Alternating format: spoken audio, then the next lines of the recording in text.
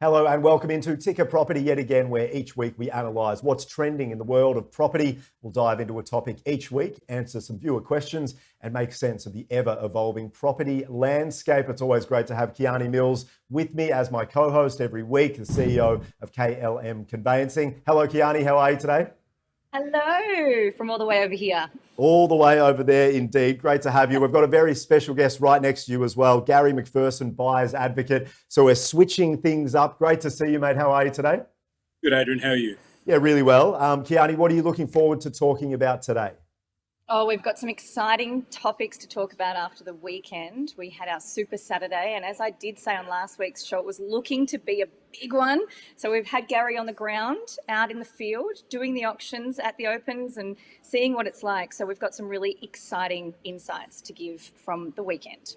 And Garry, what about you? The weekend sounds like it was a big one. What are you looking forward to about today? Look, the week anomaly, it's not something that we're normally used to. We squeezed 2 weekends of auctions into one after the lockdown in Vic, and that put a lot of people. All of the auctions that I attended were really quite full. They all realised some pretty astronomical numbers as a result. Yeah. Looking forward to it. So Ticker Property is, of course, presented by our partners at KLM Conveyancing, who specialise in residential, commercial conveyancing and developments right across Australia. Learn more at klmconveyancing.com.au. All right, let's get you guys right back into this. Kiani, I will start with you. What's trending today on Ticker Property? Yeah, look, I'm pretty excited after the weekend's results.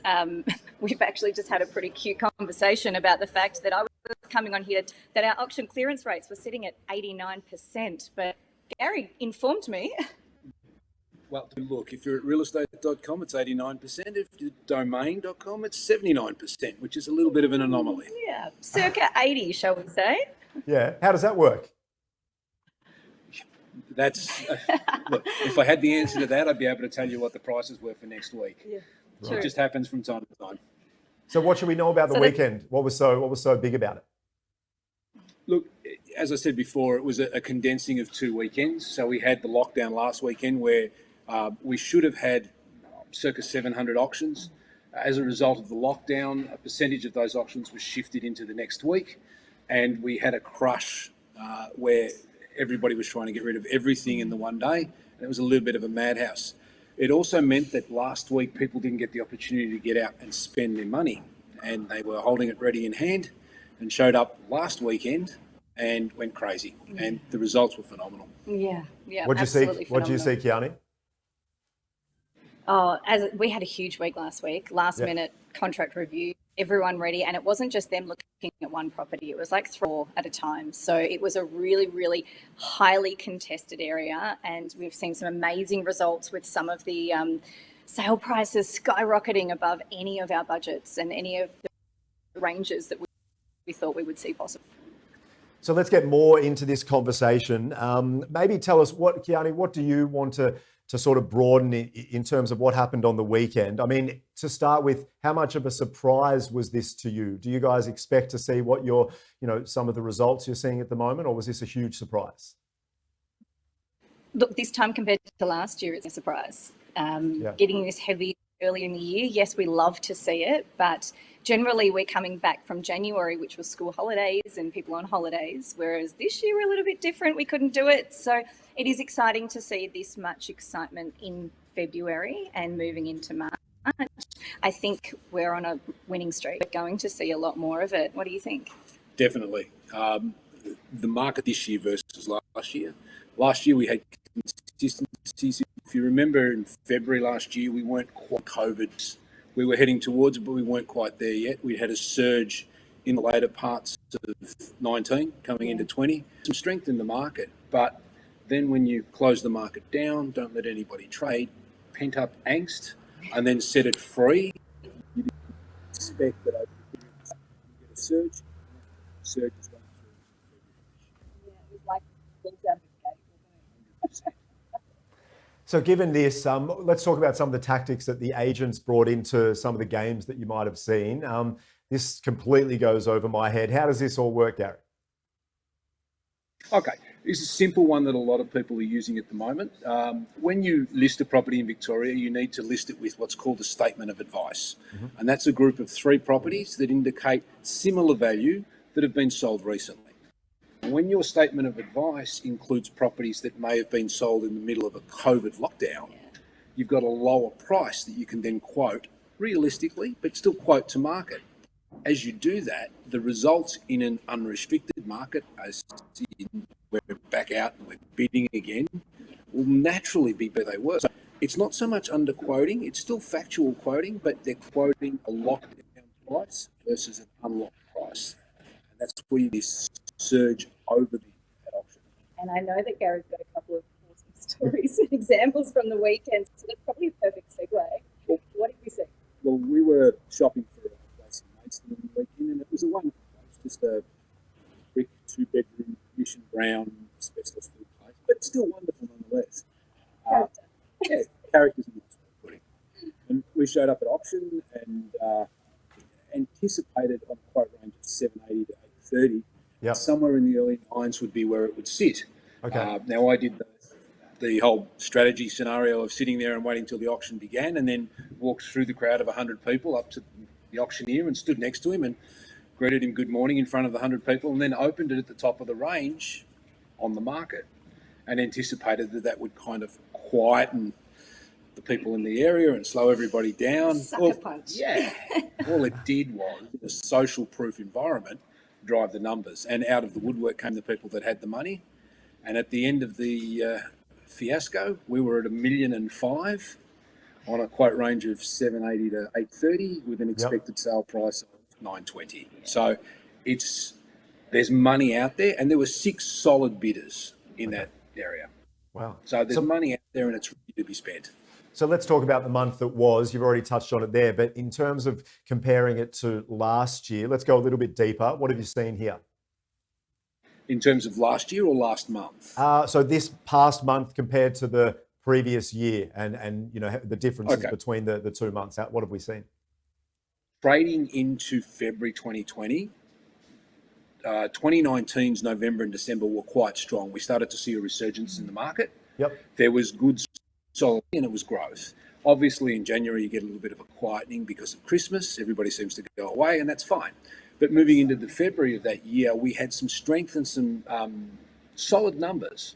But you'll remember we moved into March, and the threat of COVID came, and we had pretty much went over the cliff. So in terms of where we sit now in February for February last, fairly similar, getting a heap more growth now, just based on the fact that people couldn't get out in September and October to buy anything.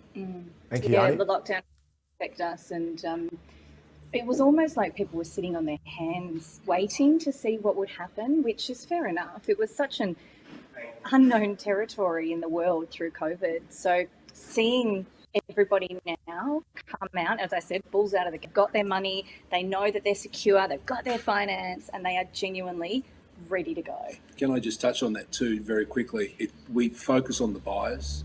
It's the sellers at this point in time that are a little bit nervous. Yeah. And as a result, there's not a lot of stock coming to them. So you have income, you have people with cash. Right. New to buy. I've had a couple of clients who are interested in selling their property who decided not to purely because they wouldn't be able to find something to buy. That's right. For a reasonable price, so there's no point in selling. Correct. Interesting. Yeah. So let's look forward now for next week and also next month. What are your thoughts? I'll get both of your comments, but Gary, I'll start with you. What can you expect? Look, moving forward, I don't see any slowing in the progression of price at this point in time. There's still, to use some funny acronyms, there's still FOMO in the market. There's a great deal of fear of missing out. Yep. That will run for a while, probably 3 or 4 weeks, and then you'll get a week of what I call FOOP, which is fear of overpaying. Yes. Right? And you'll literally see the prices fall off a cliff in that week. So if you're looking to buy, staying in the market, staying active and having a good idea of value will get you to a point where 1 out of every 5 or 6 weeks, the property that you're chasing will pop up and you'll be able to buy it. And even better, with the help of a buyer's advocate. Definitely. Yeah, 100%. of course. Yeah, so we'll just on that before we get to our viewers' question, because we do talk about buyers advocates here at Ticker, on Ticker News and on Ticker Property, of course. Gary, what would you say are the main reasons for getting a buyer's advocate involved, maybe particularly right now more than ever? Look, the buyer's advocate helps you to separate the emotion. It stops you from overspending. It gives you a good indication of where actual value is. And all of those things are wonderful. But the reality is that a good buyer's agent that's been in the market for a long time has some exceptional connections with real estate agents. Yeah. And whether there's stock off market, stock that's struggling, stock that just might be that bargain, the buyer's agents will know about it well before the market does. Yeah. So it gives you, using a good buyer's agent will give you access to information the likes of which you've never seen. Yeah, that's exactly right. And because from our perspective as well, breakdowns of relationship, deceased estates, those things really need quick and solid sales. So a lot of the times they don't even hit the market. So having someone who's got the connections, big nice little black book there, who knows everybody, can really give you that leg up that you need to be able to buy property, especially at the moment. It's a madhouse out there. Yeah, it seems like it is. Okay, viewer question time of the week. So I'll read the question out. Please don't ask me what the answer is, as we spoke about before, but this is our question this week. What is the difference between a Section 32 and a vendor's statement? Explain.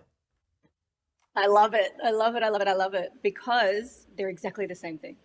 Right. They're exactly the same thing. There is no difference. A Section 32 is also known as a vendor's statement. They are contained in our contract of sale and include all of the specifics about the property, the title, the plan of subdivision, council rates, water rates, owner's corporation, if there is one. It is really the Bible of the property, where our contract is our terms and conditions. So trick question there, because it is the exact same thing. Sounds good to you, Gary? 100%. 100%. You can't disagree anyway. You're sitting right next to each other. Guys... Yeah, she knows her stuff. She certainly does. That's why she co-hosts the show. Just to finish, Gary, maybe a final thought for our viewers moving forward over the next coming weeks and months. What are you thinking? Just maybe any advice or general thoughts? Look, don't be shell-shocked by some of the results that will come through over the next couple of weeks or that you've seen. Just stay focused, have a clear indication of how much you have to spend and also what the value should be in an inclining market. And just stay the course. You will eventually find what you need where you want to buy it for what you want to spend. Yeah. Stay strong. That's it. Stay strong. Guys, thank you so much for your time. We'll talk again really soon, okay? Pleasure. Thanks so much. Excellent Thanks work. for coming. Ticker Property presented by our partners at KLM Conveyancing, who specialise in residential, commercial conveyancing and developments right across Australia. Learn more at klmconveyancing.com.au. Catch you soon. Get breaking news from Ticker direct to your mobile. There's a lot happening right now, and the news cycle is by the minute. So stay up to date. Download the Ticker News app, then enable notifications within the app. We'll tell you when major stories are breaking, the news you want to know. So just enable the app. Stream Ticker News live on the Ticker app, on your social media platforms, or watch live and on demand at tickernews.co. News as it breaks and the stories shaping our lives on demand. Ticker, streaming news now.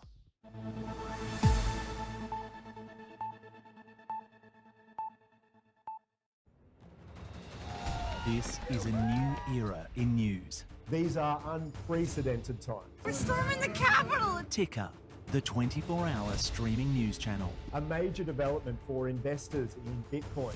We aim to break news faster than anyone else. Firstly, to breaking news out of China.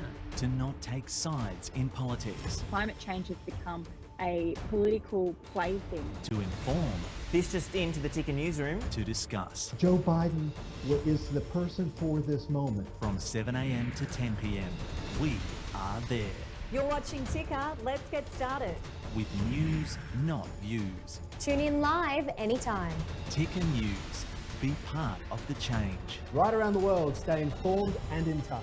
On YouTube, Facebook, and download the app. We're Ticker, and we're streaming news now.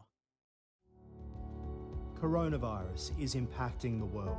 It's affected entire countries, and it feels like the world is now a completely different place. We've been reporting the story since it first became a story, and we'll keep reporting you the news because it's so far from over. How